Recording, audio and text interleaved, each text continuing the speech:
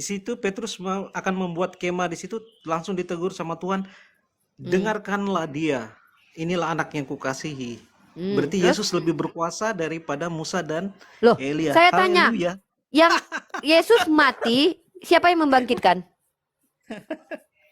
Yesus mati, siapa yang membangkitkan? Musa itu sudah mati, kok bangkit sendiri dia?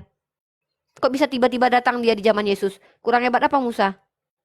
Ya, itulah kehebatan Bisa Tuhan nggak? kami. Dia Loh, mati hebat. tapi Dari bisa mana bangkit hebat? lagi, Pak. Dari mana hebat? Loh, Lazarus juga bangkit sendiri. Orang-orang kudus ketika Yesus Loh, mati di tiang salib juga banyak bangkit. lah jurus dibangkitkan oleh Tuhan Yesus, Bu. Ah, Yesus siapa yang bangkitkan? Hah? Yesus dibangkitkan siapa? Bangkit sendiri atau dibangkitkan? Hah? Dia bangkit Jangan banyak antara ketawa para kalau nabi, diskusi Pak. sama saya. Coba Anda baca dalam kitab Anda. Yesus itu dibangkitkan. Apa hebatnya? Hmm? Yohanes 10 ayat 30. Aku dan Ini, nih, Bapa nih, nih, adalah nih, nih, satu, nih, nih, Pak. nih. Anda baca Galatia pasal 1 ayat 1 ya. Nih, saya tunjukkan sama Anda nih. Apa hebatnya Yesus sama seperti orang-orang kudus? Bahkan lebih hebat Musa itu. Udah mati beribu-ribu tahun, tiba-tiba muncul lagi dengan keadaan yang utuh dan dilihat. Bahkan dikenali sama murid-murid Yesus. Hebat sekali itu. Petrus saja Itu dongeng atau ditegur. betulan itu? Petrus saja didengar Pak. Langsung ditegur sama, Ini, dengarkanlah Tuhan ini, Yesus. Anda baca ini. Yesus itu bangkit atau dibangkitkan? Coba jawab. Yesus bangkit atau dibangkitkan? Mana yang betul? Mana yang betul dalam kitab Anda? Dari Paulus, seorang rasul, bukan karena manusia, juga bukan oleh seorang manusia, melainkan oleh Yesus Kristus dan Allah Bapa yang telah membangkitkan dia dari antara orang mati. Tuh, oh, Yesus dibangkitkan, hebatnya apa? Coba dibangkitkan. Lazarus juga hebat, itu dibangkitkan sama Allah Bapa. Apa hebatnya? Jangan pamer-pamer lah. Anda memamerkan manusia yang mati di tiang salib, yang hancur, lambungnya ditusuk sama hansip Romawi, yang kemudian menjadi santo yang bernama Longinus itu. Anda pamer-pamerkan kepada kami. Dia saja ketika lahir di Yerusalem, berniat menyelamatkan orang-orang Yerusalem, tidak mampu mengkristenkan orang-orang di Yerusalem. Bu, coba Di Anda mana baca dikatakan di hebat? Dia milih Bu. 12 murid, 2 muridnya aja berkhianat. Apa hebatnya Yesus? 12 murid yang dia pilih, itu saja 2 sok ngaku paling baik, yang paling bisa membela Yesus, menolak dia 3 kali. Bayangkan. Apa hebatnya Yesus? Meyakinkan muridnya aja dia nggak mampu. Lalu Anda memamerkan kepada kami, Yesus. Lihat Nabi Muhammad SAW lahir di Jazirah Arab, diusir kemudian kembali menaklukkan Jazirah Arab. Akhirnya apa? Itu mayoritas Arab itu Islam. Kemudian sampai menaklukkan Spanyol, menaklukkan Persia yang 1400 tahun bercokol menjadi sebuah kerajaan. Di tangan umat Islam takluk. Anda tahu 400 tahun Yerusalem, 400 tahun Yerusalem itu di tangan Yesus, sudah mati di tiang salib, datang ke dunia. Dunia bukannya baik-baik saja, tambah parah dunia. Ada perang pertama, perang salib, gara-gara siapa? Gara-gara Yesus. Lalu Anda bangga-banggakan kepada kami umat Islam Yesus. Sementara Michael Hart dalam bukunya menuliskan orang yang paling pertama berpengaruh di dunia adalah Nabi Muhammad SAW. Anda membandingkan Nabi kami dengan Tuhan Anda, apa enggak malu Anda? Bayangkan loh, Nabi kami aja Anda setarakan dengan Tuhan Anda loh. Yang bahkan katanya mampu membangkitkan orang. Tapi ternyata malah dibangkitkan. Iki biaya ceritane. Yohanes 8 ayat 42, Bu. Kenapa lagi dengan Yohanes 8? Jangan lari-lari dong. Jangan lari-lari. Satu-satu. Anda lagi mempromosikan Yesus di hadapan saya. Saya lagi menguliti ya.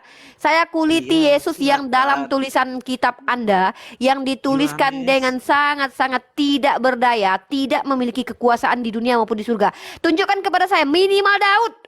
Daud pernah menjadi raja. Minimal Yehuda.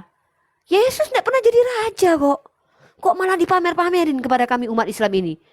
Hadir di Yerusalem, ya, itu pun lari-lari ketika ditangkap hansip Romawi. Dicium dulu sama Yudas baru ketangkap. Bayangkan. 12 murid, 2 orang berkhianat di antaranya. Nabi saya, muridnya, ya, sahabat-sahabatnya, yang bernama ada Sayyidina Ali bin Abi Thalib, bahkan berani membela Nabi saya dengan cara menggantikan beliau di tempat tidur. Jadi mengorbankan nyawa full sahabat-sahabat Nabi saya. Saking cintanya orang-orang kepada Nabi saya. Lah Yesus dicintai atau enggak? Saya tanya. Rasul-rasul Malah pertama itu Mana ada Petrus yang katanya mau membela mati-matian Yesus saja menolak dia 3 kali sebelum ayam berkokok kok. Yudas aja berani menjual Tuhanmu dengan harga murah lu. Tuhan hanya dijual dengan harga murah, bayangkan sama sahabatnya sendiri lu. Kenyataan pahit. unik gini loh nih. Kok bisa loh? Tuhan kok dikhianati? Kok nggak tahu kalau dia Makanya. dikhianati? Makanya saya bingung, apa yang kalian pamer-pamerkan di hadapan kami umat Islam Yesus? sudah diprediksi Sorry ya, sama maaf. Tuhan Yesus. Kalian boleh memamerkan kepada kami Nabi yang Isa alaihissalam, yang mana beliau itu saking cintanya Tuhan pencipta alam ini kepada beliau, beliau diselamatkan, dijauhkan dari orang kafir, disucikan di antara orang-orang kafir. Itulah kehebatan Nabi yang Isa alaihissalam. Tandanya apa? Dia adalah orang benar. Karena orang benar itu mustahil digepret sama Tuhan, dikepret nggak mungkin orang benar dikepret Tuhan, kecuali Tuhannya psikopat. Kalau ada Tuhan yang mengkepret orang-orang benar, jangankan Tuhan, ketika ada manusia yang sangat bahagia menjolimi orang baik, mentusuk-tusuk orang baik, bahagia mendengarkan teriakan orang-orang baik, maka bisa dikatakan manusia itu psikopat. Apakah Tuhan seperti itu? Menginginkan kematian keji orang baik dan orang benar di tiang salib, teriakan-teriakan mautnya walaupun dia sudah Eli Eli lama sabachthani, Tuhan malah senang gitu. Itu Tuhan atau psikopat? Saya tanya. Apa yang Anda banggakan di hadapan kami umat Islam? Apa yang kalian tawarkan kepada kami di umat Islam ini? Jangan kalian, aduh, kalau mau berhadapan dengan kami umat Islam, ya, tunjukkan kepada kami bahwa betullah apa yang digambarkan dalam kitab kalian itu yang bernama Yesus itu betul-betul mulia. Mulia macam mana dia membatalkan hukum Torah?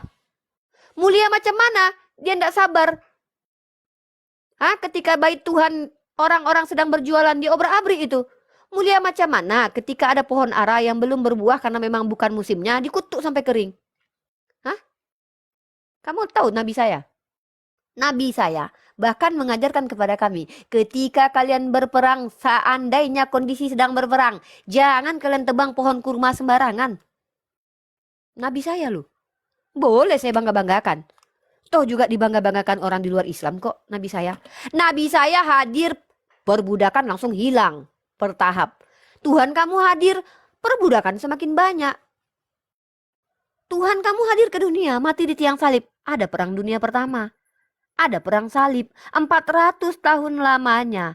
Sayyidina Umar ibnu Khattab membuat sebuah perjanjian. Orang Kristen boleh ke gereja, Yahudi ke sinagog, kemudian orang Islam datanglah kalian ke masjid dan hidup dalam keadaan damai. 600 atau 400 tahun lamanya. Datang si tentara paling salib merebut makam Tuhan katanya. Gara-gara Tuhan kalian mati di Yerusalem. Berapa tinggi darah di Yerusalem pada waktu itu? Semua manusia rata-rata dihabisi sama orang-orang yang mengaku si tentara si paling salib ini. Lalu kalian bilang Tuhan kalian itu sempurna. Berhasil dia ke dunia ini. Udah lahir loh dia di dunia. Udah belajar dia jadi manusia. Udah jadi tukang kayu dia. Apa yang kita dapat di dunia ini dengan kehadiran Tuhan kalian? Kekacauan. Sampai sekarang tempat Tuhan kalian lahir bahkan jadi tempat peperangan. Bayangkan. Bayangkan.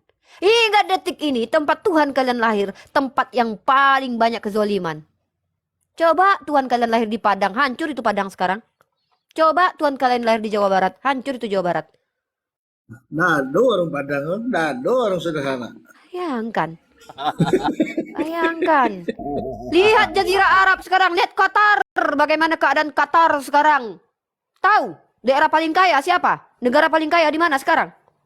Bagaimana keadaan raja? Di mana ada kerajaan kalau bukan di Arab? Saya tanya, di mana ada kerajaan kalau bukan di Arab? Brunei Darussalam kerajaan. Lihat bagaimana itu keadaan-keadaan masyarakatnya.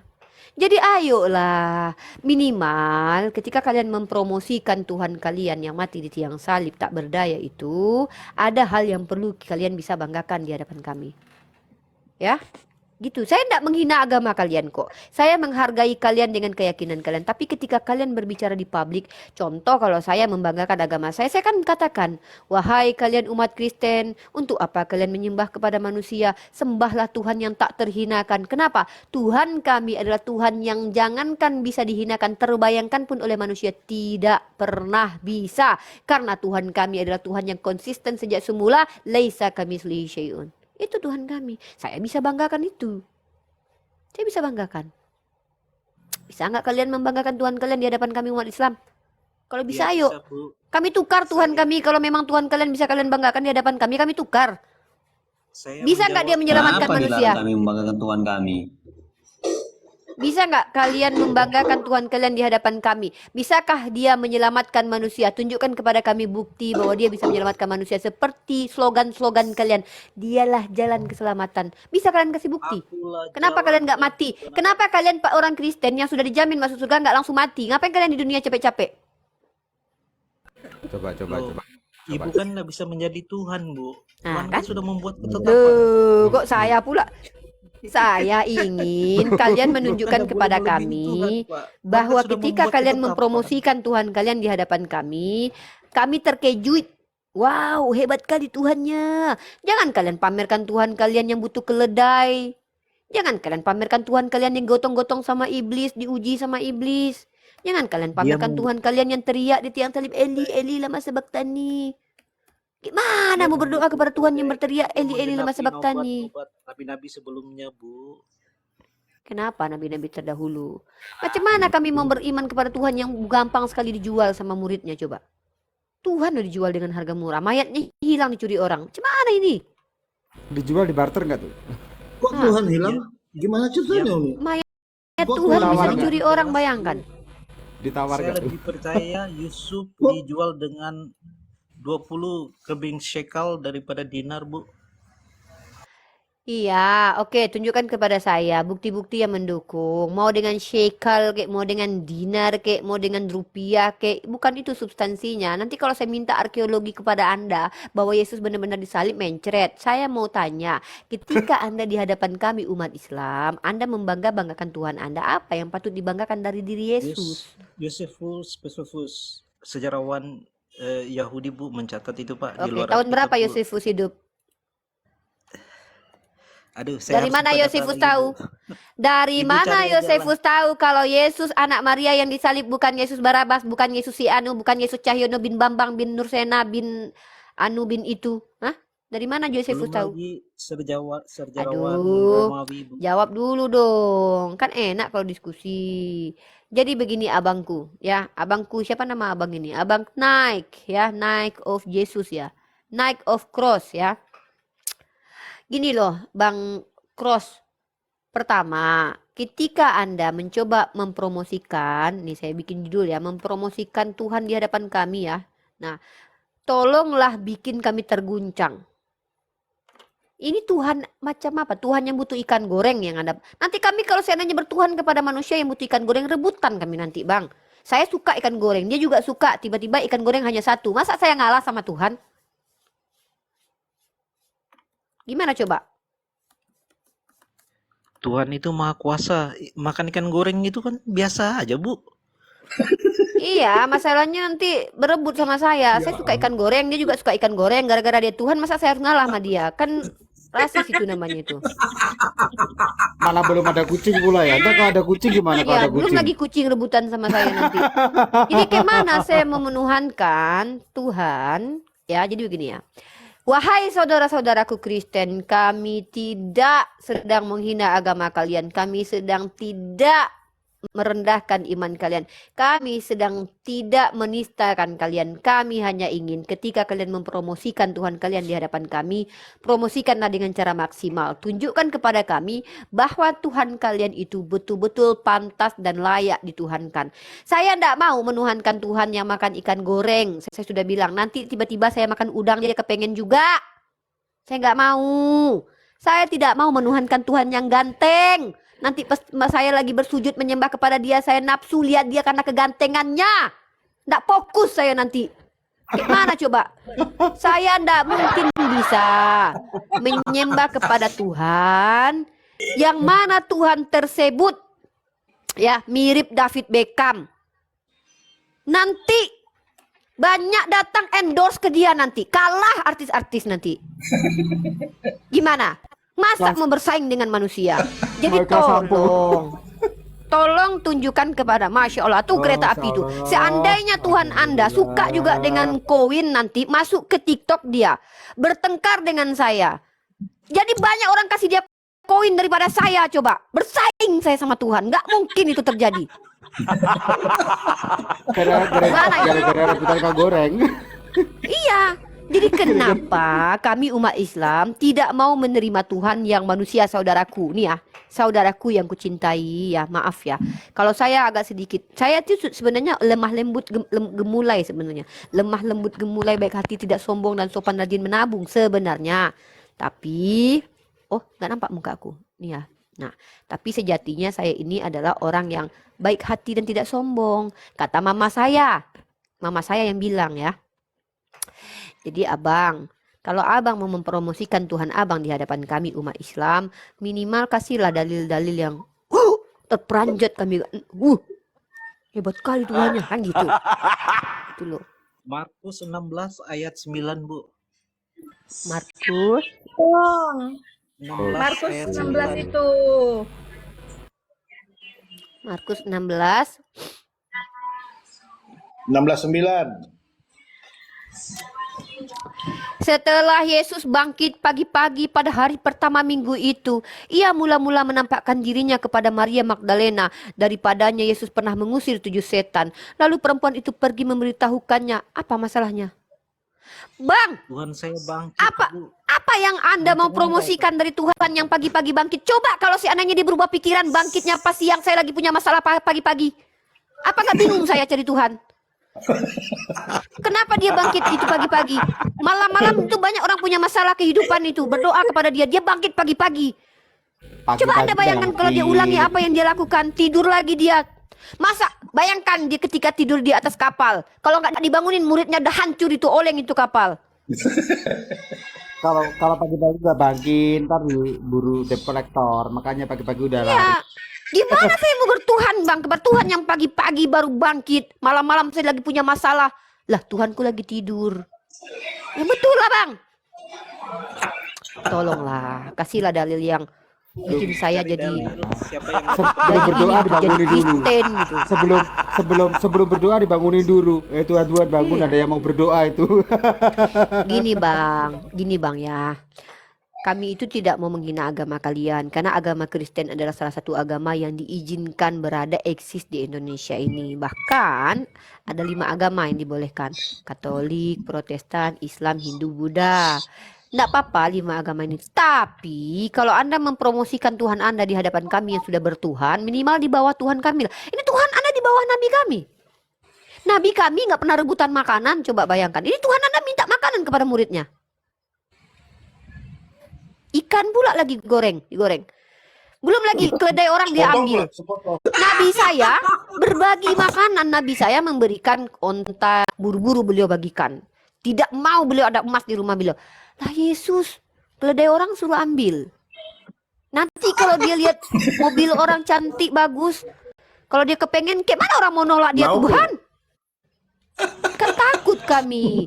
Takut saya bang, kalau saya menyembah Tuhan yang manusia. Nah, terus tiba-tiba ini yang paling takut saya bang. Ini yang paling takut saya bang. Kasian bang kalau Tuhan itu ganteng kali kayak gitu. Bahaya bang buat mama-mama janda-janda. Kasian mereka kepengen, aku pengen lah dinikahi Yesus. Orang ganteng kayak gitu.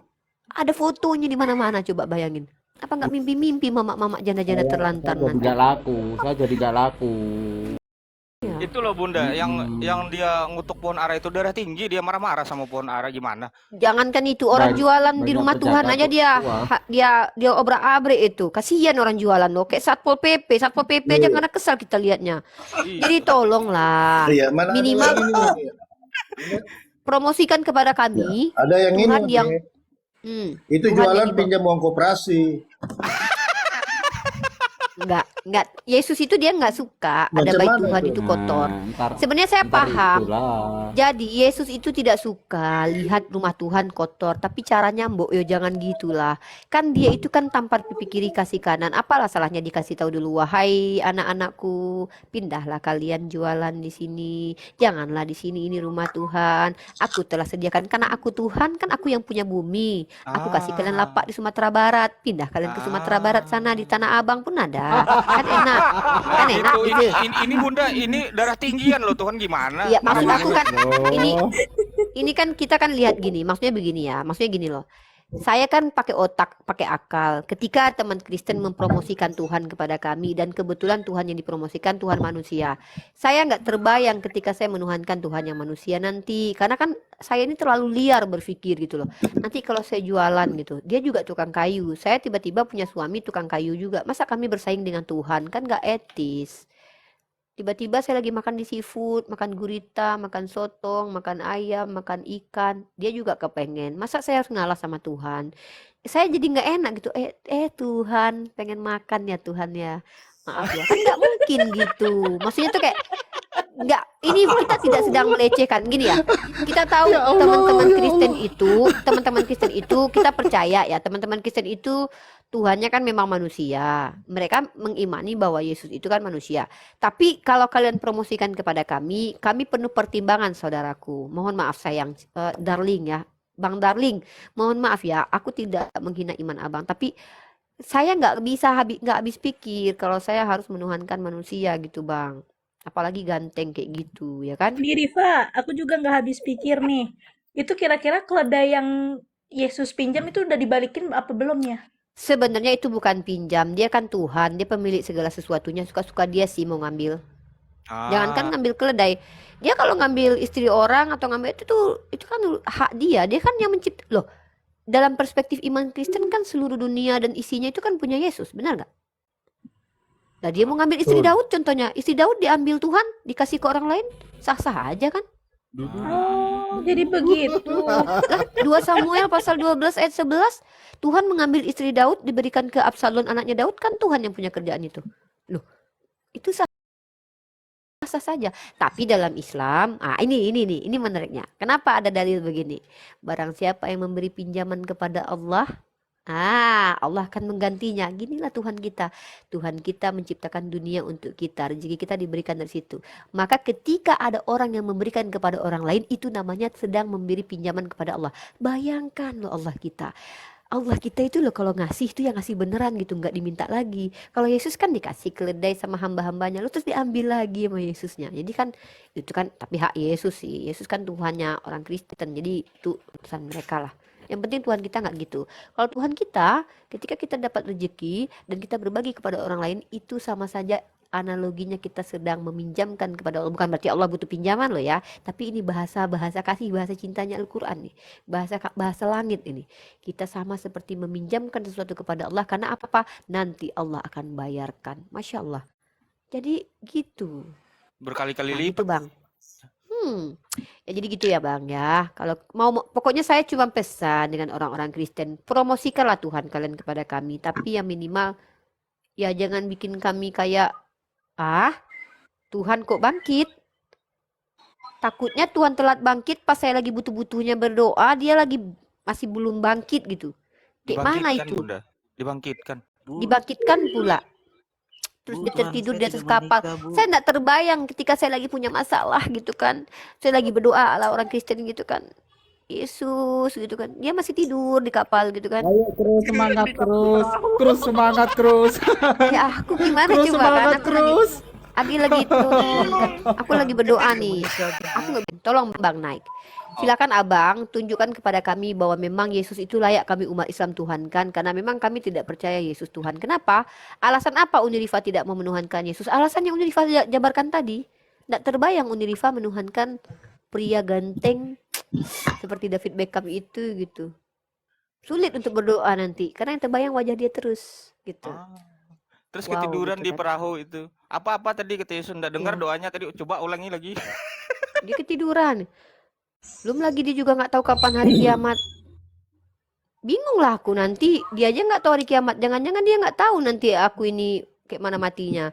Jadi itulah. Ya kalau mau mempromosikan Tuhan kalian kepada kami, minimal ya bikinlah kami shock, kaget, terkejut, bahkan terpukau. Mana tahu kami ada yang dibaptis. Mana tahu Bang Dalbo nanti dibaptis jadi pendeta langsung. Gitu loh Bang. Coba cek dulu itu. Wow. Masih hidup nggak nih Night Prof nih? Bangkrut. Gimana menurut Bang Nike? Menurut Bang Makanya Nike kira-kira salah nggak? Ini gini loh, kalau seandainya salah yang saya ucapkan, saya berani minta maaf. Tapi kalau apa yang saya sampaikan itu adalah logik, mohon maaf lah, itulah nalar saya. Karena kan saya seorang mahasiswi, saya ini dituntut untuk berpikir kritis, belajar, harus pintar. Itu yang terbayang oleh saya. Wah, kalau saya menuhankan Tuhan yang ganteng, bahaya sih saya gitu kan. Apalagi umur-umur 36 ini ya kan. Berharap punya ayang ganteng. Aduh, David Beckham Lagi pula rambutnya lucu-lucunya panjang. yang Dadanya lagi lucu-lucunya nih. Dadanya bidang, tubuhnya Oke, Bu. atletis. Kita Dadanya Wah, pula lanjut pakai baju belahan dadanya kotak-kotak. kelihatan pula berbulu pula dadanya kan. Jadi gimana? Kotak-kotak pula. Kotak-kotak, Iya. kotak-kotak. Iya mending kalau saya ya kan, mending kalau saya ya kan masih ada kalem-kalemnya gitu. Kalau ketemu Bu Yuni gimana coba? Nggak bisa dibayangkan. Sosok dicakar. Bisa habis tuh. Mm-mm. Bisa Iya, habis itu. tuh. Ya Oke, gitulah Bu, ya. mengenai Iya. kebangkitan tadi ya Bu, saya bisa jabarkan ya. Oke. Anda Silakan, bisa Pak. baca di Yohanes 8:42 ya. Yohanes Tapi 8. gini, Bentar, Pak. ini saya lebih tertarik tadi pembahasan tentang yang mengacak-acak jualan orang. Iya. Tapi nggak apa-apa Bang Palopo, kita dengarkan dulu penjelasan Abang ini kan ingin mempromosikan Tuhan yang manusia ke kita umat Islam nih. Mana tahu ada Bang Palopo nanti dibaptis gara-gara pengen juga bertuhankan kepada manusia kan? Kan gini nanti, kalau Bang Palopo kan punya Tuhan laki-laki ya kan?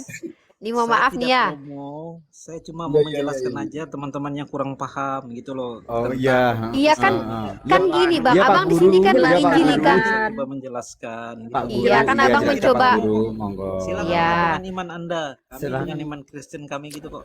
Sudah yang lain diam saja diam. Di mute dulu ya. Yo. Silakan Pak, naik di Ya. gelap dulu. Jadi kan begini, Abang naik di sini kan sedang menjelaskan kenapa Yesus itu layak dijadikan Tuhan kan begitu. Kebetulan Abang berhadapan dengan kami umat Islam. Umat Islam ini anti menuhankan makhluk. Kenapa? Alasannya seperti tadi saya bilang bahaya. Kalau Kak gadis timur ini menuhankan laki-laki yang ganteng, nanti dia tidak fokus berdoa. Dia fokus membayangkan wajah Tuhannya yang ganteng aja. Aduh ganteng, aduh ganteng. Takut kita. Tadinya harus berdoa supaya dia lulus ujian, supaya dia selamat. Aduh ganteng. Nah, kan bahaya. Yang kedua, kalau Tuhan itu manusia, tiba-tiba dia turun, pas Kak gadis timur lagi makan ikan goreng. Lagi enak-enaknya kan. Suapan terakhir. Datang Tuhan kepengen juga. Coba lah pikirkan, mau ngalah ini enak, nggak ngalah ini Tuhan takut dikutuk. Gimana coba? Karena memang ternyata Yesus pernah meminta ikan goreng kepada muridnya. Nah, belum lagi nanti seandainya kami lagi jalan-jalan gitu ya. Lagi jalan-jalan misalnya. Kami jalan-jalan di mall gitu. Tuhan turun misalnya. Jalan dia di mall juga karena Tuhan kan pernah jalan-jalan di Yerusalem ya kan. Gimana coba kami belanja pakai duit gitu. Dia ya masa dia pakai duit juga. Ya dia bisa kan ambil semua. Kasihan yang jualan gitu loh. Kecuali dia ganti banyak-banyak gitu. Kalaupun nanti dia ganti banyak-banyak kan dia kasih uang orang semua. Malas orang kerja. Ada Tuhan kok. Jadi serba salah gitu Bang. Serba salah. Nah makanya itu tidak masuk akal di hadapan kami. Kalau Tuhan itu menjelma menjadi manusia tapi tidak mengaku sebagai Tuhan. Bagi kami itu membogengkan ya. Jadi ada levelnya ada 3. Membingungkan, membagongkan, membogengkan. Membogengkan ini level paling atas. Level yang sudah tidak bisa dimaklumi lagi gitu. Ya, kalau ada Tuhan menyamar jadi manusia dan tidak mengaku bahwa akulah Tuhan sembahlah aku, ini agak membogengkan. Ini maksudnya apa? Ini maksudnya apa gitu? Datang jadi manusia tapi nggak mau jadi Tuhan. Ini maksudnya apa? Kalau kami nggak sembah nanti kami masuk neraka. Kalau kami sembah dia nggak aku jadi Tuhan. Jadi maksudnya apa? Kan gitu Bang. Bingung kami kan? Nah, kalau Allah kan jelas, dia utus nabinya manusia. Karena nanti yang akan menjalankan tradisi-tradisi kemanusiaan ya tentu si manusia ini, para nabi ini. Maka nanti misal si nabinya lapar, maka tutorial cara lapar yang baik, makan yang baik, tentu kami berpatokan kepada manusia. Lah ini kalau Tuhan lapar, nggak mungkin kami bisa mengikuti cara hidup Tuhan. Cara hidup Nabi aja kami sulit mengikuti, macam mana pula kami bisa mengikuti cara hidup Tuhan? Maka nggak mungkin Tuhan itu menjadi manusia, kemudian menjadi tauladan buat manusia gitu. Nggak mungkin terkejar sama kita Tuhan, Bang. Tuhan abang rela disalib gini, dihajar, pak, pi, pu, pe, puk. Lah, kayak mana orang mau mentauladani? Siapa yang sanggup disalib untuk menembus dosa-dosa orang, Bang? Gak ada. Kalau nabi kami begini. Ketika banyak orang yang sedang menjoliminya, nabi kami diam dulu. Ketika kekuatan sudah terkumpul, baru beliau perangi. Nabi kami mengajarkan kami secara naluri manusia untuk bertaktik, bersiasah. Gitu. Tidur miring ke kanan itu apa manfaatnya? Oh, baik untuk tubuh. Berwuduk. Kemudian bertaharah. Diajarkan. Yang bingung saya tuh gini ya. Tuhan datang jadi manusia tapi tidak menikah. Buktinya banyak yang mencontohkan pada akhirnya biarawan-biarawan itu tidak menikah. Tahu-tahu dari tahun 19 sekian sampai tahun 2000 sekian banyak aja korban tusbol. Karena yang namanya manusia itu punya nafsu. Betul, ini ada data loh. Di Vatikan itu dari tahun sekian sampai ke tahun sekian itu ribuan orang kena tusbol. Nah, artinya kalau seandainya manusia jadi contoh untuk manusia itu make sense. Tapi kalau Tuhan jadi contoh untuk manusia itu ketinggian, Bang, keberatan. Makanya saya pikir tidak mungkinlah Tuhan itu menjadi manusia. Ini perspektif Islam loh, Bang ya. Bang jangan tersinggung ya.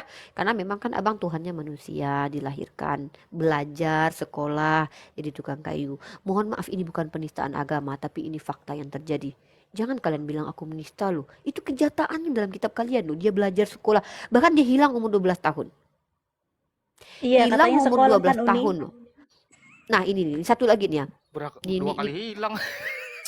Jadi dia pernah hilang umur 12 tahun. Pada waktu itu hari raya. Pergilah dia sama mamanya.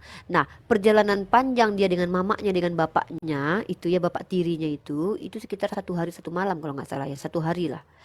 Tiba-tiba pas dia mau pulang ke rumah, hilang dia, Bang. Mamanya pikir dia ada di antara orang-orang itu.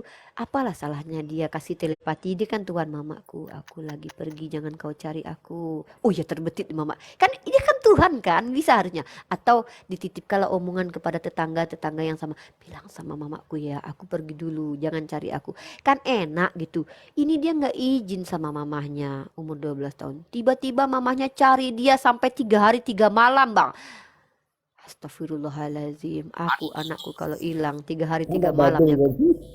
3 hari 3 malam loh. Anakku si Arum ini, Arum misalkannya ya, pergi sama aku Arum, pergi kami ke rumah saudara ya kan. Tiba-tiba dia hilang kan, nggak ngomong-ngomong, pergi dia. Umurnya udah 10 tahun kan, 2 tahun lagi tuh 12 tahun. Terus aku cari lah 3 hari 3 malam anakku sambil nangis, mana anakku. Tentulah aku cinta sama anakku kan. Pasti Bunda Maria juga cinta sama anaknya. Jumpa sama anaknya ini, apa kata? Anakku kemana saja kau? Aku lelah mencarimu. Kenapa kau cari aku, Mak? Bukankah aku harus berada di bait Tuhan? Oh, aku tampar. Pak. 3 hari aku cari kau, Nak. Aku bilang, gak minta izin kau sama aku. Tiba-tiba kau bilang, ngapain kau cari aku? Polisi enggak? Weh, Kira-kira Tuhan Yesus bukan ke lapor polisi nggak waktu lagi. itu? Nah itu kalau aku ya. 24 jam. Tapi Bunda Maria kan beda ya. Saya kan bukan Bunda Maria. Ini kan saya bicara tentang saya nih. Kalau saya, anak saya nggak minta izin sama saya hilang. Terus pas ditemukan 3 hari saya cari. Ngapain mama cari aku? Nggak pula minta maaf sama aku kan? Iya nak, sini nak sayang. Nggak aku giniin. Ngapain mama cari aku katanya? Oh iya nak, maaf ya mama mencari kamu. Sini sayang, sini. Dinding ini kan gini kepala. Gaplok. Iya, 3 hari. Coba lah kalian bayangin ya. Aku punya anak kecil umur 12 tahun. Aku sangat mencintai anak ini, anak satu-satunya. Maksudnya aku cinta banget sama anak ini loh. Kita pergi sama-sama, tiba-tiba dia hilang. Sementara dia punya kekuatan gaib, dia bisa melakukan apapun, bisa merubah air menjadi anggur, bisa berjalan di atas air, kemudian bisa menurunkan roti. Hanya sekedar minta izin sama ibunya, dia nggak lakukan itu gitu loh. Sementara dia ketika belum jadi manusia, waktu di perjanjian lama menurut orang Kristen mengajarkan kasihilah orang tuamu. Berbuat baiklah kepada orang tuamu. Itu masuk dalam 10 Torah. Lah dia ketika jadi manusia umur 12 tahun. Coba bayangin sebagai Tuhan. Kemana pri ketuhanannya, coba memikirkan 3 hari 3 malam loh mamanya nyari loh. Tiba-tiba pas ketemu. Apa jawaban dia coba? Nih, apa jawaban dia? Nih, mau tahu kalian jawaban dia? Oh, kirain dia lagi di internet main game. Ketemu di mana? Enggak ada di situ. Point blank. Ketemu di bait Tuhan.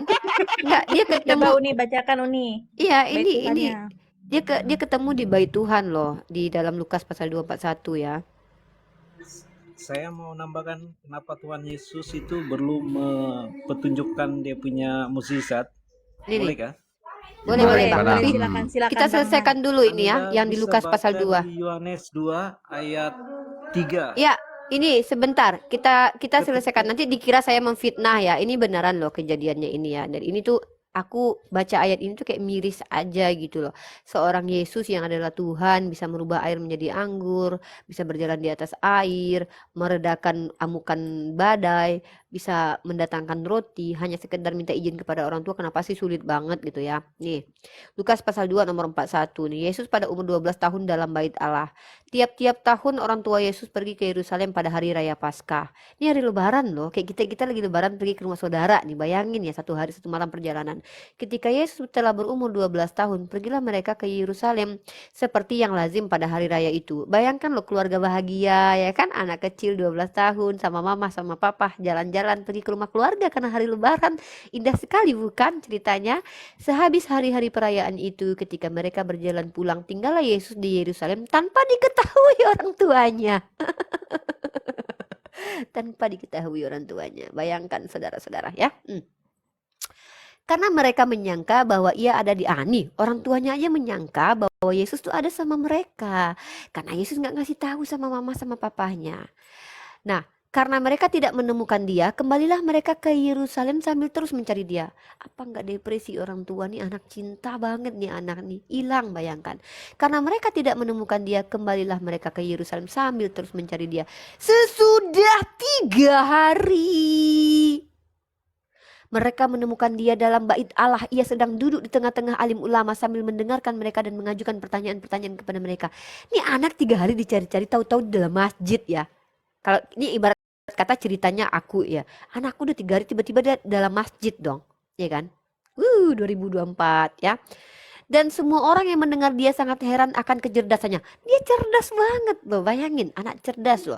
Dan segala jawab yang diberikannya. Dan ketika orang tuanya ini sangat-sangat spoiler yang sangat-sangat mendebarkan nih. Dan ketika orang tuanya melihat dia, tercenganglah mereka. Lalu kata ibunya kepadanya, "Nak, mengapakah engkau berbuat demikian terhadap kami, Nak?" Kalian tahu cerita Malin Kundang nggak? Nggak tahu kan? Bapamu, aku aja yang nangis. Bapamu dan aku dengan cemas mencari engkau. Jawabnya kepada mereka. Kalian tahu ini warna apa? Warna merah, Bre. Warna merah ini. Coba lihat, warna merah. Lihat Lukas pasal 2 nomor 49. Apa jawaban Yesus?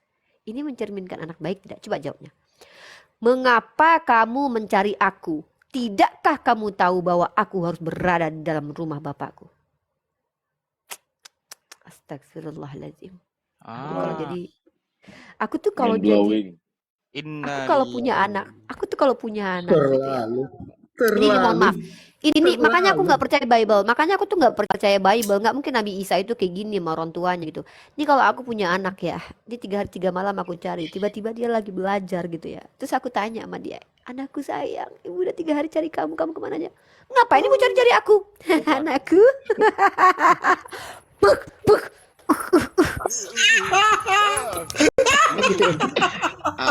Gitu ya.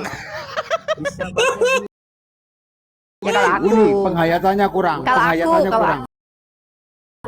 Enggak, itu kurang penghayatannya. Itu kalau aku loh. Enggak, ini kan aku manusia biasa, bukan Bunda Maria. Aku kan nggak mungkin punya rasa sabar seperti Bunda Maria. Kan ini kan aku bilang itu kalau aku terjadi sama aku, anak aku begitu ya kan. Iya, aku pelintir kepalanya pokoknya sampai terputar 360 derajat kepalanya gitu kan. Abis terputar aku balik lagi. Keputar lagi gitu. Bunda Maria 2 ayat 51.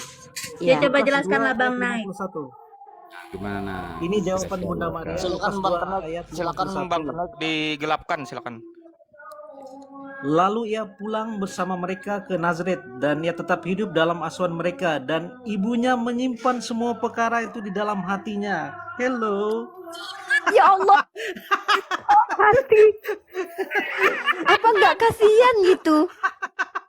Nah, itu namanya memendam, Abang. Tunggu. Abang ini menertawakan kesedihan seorang ibu. Ya Allah, ya Rabbi, Bang.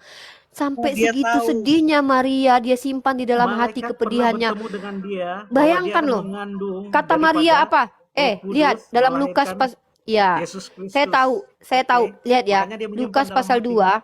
2, Lukas pasal 2 ayat 50. Ya, setelah Yesus berkata demikian, apa kata Nia? Mengapakah kamu mencari aku? Tidakkah kamu tahu bahwa aku harus berada dalam rumah Bapakku? Apa? Menurutkan lo seorang Tuhan bicara kepada ibunya nggak ngerti. Kesedihannya disimpan dalam hati. Tahu Ayat kalian? 51. Coba, aku gini ya. Kenapa sih Bunda Maria tidak pernah kita ketahui di mana dia berada ketika dia meninggal? Apakah dia terangkat atau ceritanya tidak pernah ada?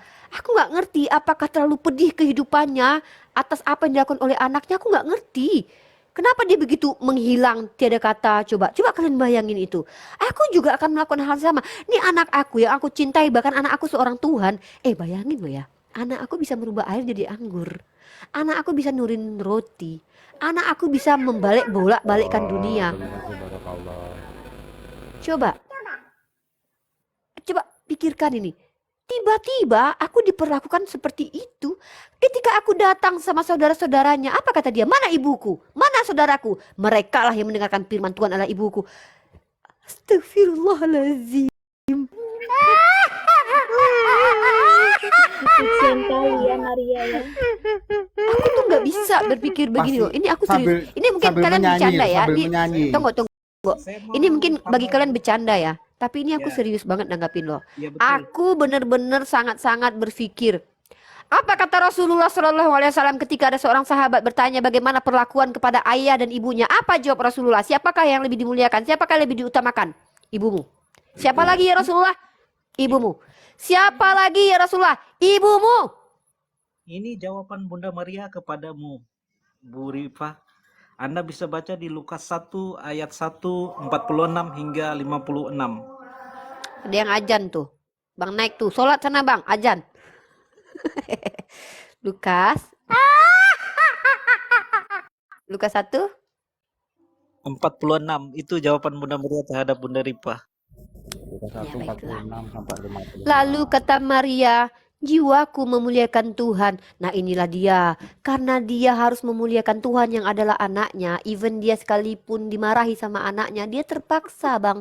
Coba dia kayak mamak-mamak malin kundang itu dikutuk jadi batu. Tapi ini enggak. Anaknya yang ngutuk pohon ara. Nah jadi gitu.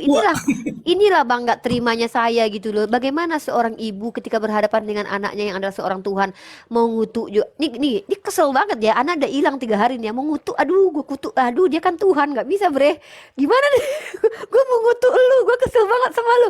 Tapi lu kan Tuhan. Bisa-bisa gue yang terkutuk nanti. Kasihan tau ibu-ibu kayak gini. Bayangin. Hatiku Coba. bergembira karena Allah juru selamatku. Nah. Kerendahan Sekarang saya hambanya. tanya, juru selamatnya Bunda Maria siapa? Allah yang mana nih? Allah Roh Kudus, Allah Bapa, atau Allah Putra? Mana minum ini tadi, Ndok? Oh iya ini. Siapa? Allah yang mana Ya, juru siapa? selamatnya Bunda Maria? Sudah membuat saya itu sedikit tersenyum, jadi ya terima kasih ya sudah diterima. Oke, salam Bunda Rifa. Oh iya, Bang. Bang, maaf ya, saya disclaim ya. Kabur. Saya ini tidak mau menghina agama orang lain. Ya, dengar. Saya dalam agama Islam, kami dilarang menghina sesembahan orang lain. Ada dalilnya. Janganlah kalian menghina sesembahan orang lain. Tetapi mohon maaf, ketika kalian mempromosikan Tuhan kalian ke hadapan kami, karena kami baca Bible, maka tertolak semuanya. Dengan nalar kami akan menguji. Kenapa? Pertama, Kami diajarkan dalam Islam itu ketika datang kepada kalian kabar dari orang fasik, maka cara kalian menghadapinya adalah jangan ditolak semuanya, jangan diterima semuanya. Saya tidak menolak semua informasi yang kalian berikan, maka saya baca Bible itu. Supaya saya lebih aman karena terjemahan terlalu banyak, pendeta terlalu beragam, denominasi terlalu ribuan, maka saya baca sendiri Bible itu. Ketika saya baca Bible, saya menemukan sebuah kisah-kisah yang dimana itu agak membogengkan bagi saya pribadi. Kenapa? Yang pertama adalah kalau memang Yesus itu adalah Tuhan, kenapa dia berperilaku seperti itu kepada ibunya? Apakah karena dia memiliki jabatan sebagai Tuhan, maka dia bisa semena-mena kepada ibunya? Lalu apakah betul sifat Tuhan seperti itu? Maka saya bawakan narasi tadi yang bukanlah narasi yang saya buat-buat, tapi wallahi ada tertulis dalam kitab kalian sebagai bentuk merubah cakrawala berpikir kalian untuk membuktikan bahwa saya seorang muslimah juga mensiarkan agama Islam. Inilah konsekuensi logik ketika kita menuhankan manusia yang dilahirkan oleh seorang wanita dan memiliki sifat yang bertentangan dengan apa yang disebut dengan sifat ketuhanan, maka kami umat Islam menolak bahwa yang kalian promosikan kepada kami itu mustahil benar adanya. Nah, sayangnya Anda Bang Naik telah turun, padahal saya ingin memberikan kepada Anda bahwa di dalam Islam sendiri Allah laisa kamislihi syai'un. Kenapa? Allah Tuhan yang adil. Ketika Allah itu bisa diindrakan oleh makhluknya, maka betapa tidak adilnya Tuhan kepada orang-orang yang indranya tidak sempurna. Ya, Tuhan tidak adil. Ketika dia hanya hadir di satu kota, betapa tidak adilnya Tuhan. Bayangkan Tuhan hanya lahir di Yerusalem menjadi rebutan semua manusia.